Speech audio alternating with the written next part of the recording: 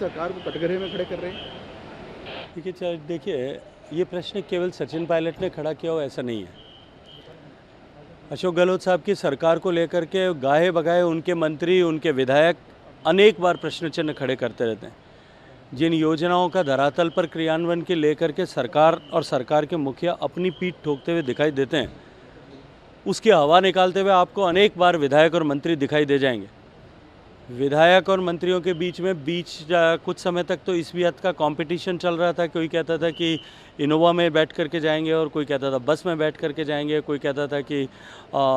Fortuner में बैठ करके जाएंगे, कोई उससे आगे बढ़ कर ऑटो रिक्शा में बिठाने की प्लानिंग कर रहा था। अब जब सरकार में सरकार के वरिष्ठ नेता, x PCC chief, x deputy chief minister और सरकार के one of the tallest leader सरकार की पार्टी के वही सरकार की कार्यशैली पर प्रश्न चिन्ह खड़े कर रहे हैं, तब जनता का दर्द क्या है, जनता का दुख क्या है, ये सरकार में बैठे हुए मुखिया और उनको आकाओं को निश्चित ही समझ में आना चाहिए। सचिन पायलट ने कल और आज एक बात और कही है कि पिछली सरकार के दौरान जो आरोप कांग्रेस ने विपक्ष में रहते हुए लगाए थे भ्रष्टाचार के, उस पर कार्रवाई मौजूदा सरकार को करना चाहिए जो अब तक 4 साल में नहीं कर रही। देखिए, भ्रष्टाचार पर जीरो टॉलरेंस की बात अशोक गहलोत साहब ने कई बार की, लेकिन अगर धरातल पर देखा जाए तो जिस तरह से राजस्थान में भ्रष्टाचार व्याप हुआ है, राजस्थान में जिस तरह से भ्रष्टाचारी पकड़े गए, कौन सी सेवा का कौन सा व्यक्ति ऐसा है जो नहीं पकड़ा गया है।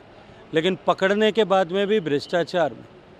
पकड़े जाने के बाद में भी एंटी करप्शन ब्यूरो, पुलिस के लोग अपनी जान पे खेल करके ऐसे भ्रष्टाचारियों को पकड़ते हैं,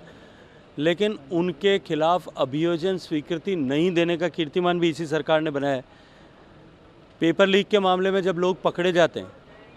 कमज़ोर केस बनाए जाने के कारण किस तरह से वो छूटते हैं वो हम सब ने अभी देखा है। और उसके बाद में सरकार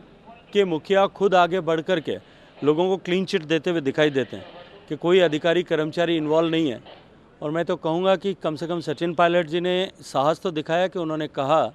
कि तिजोरी से निकल कर के पेपर नकल माफिया के हाथ तक पहुँचता है, तो कोई भी अगर उसमें सरकारी कर्मचारी अधिकारी इन्वॉल्व नहीं है, नेता का आश्रय नहीं है, तो क्या कौन सा जादू है जिसके माध्यम से ये पहुँचता है।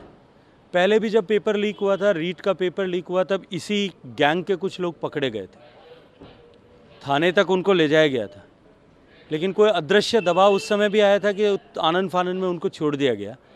निश्चित ही राजस्थान के लाखों युवा और उनके परिजन ये बात जानने के अधिकारी हैं कि वो दबाव किसका था, वो टेलीफोन किसका था और कौन उनको संरक्षण दे रहा था।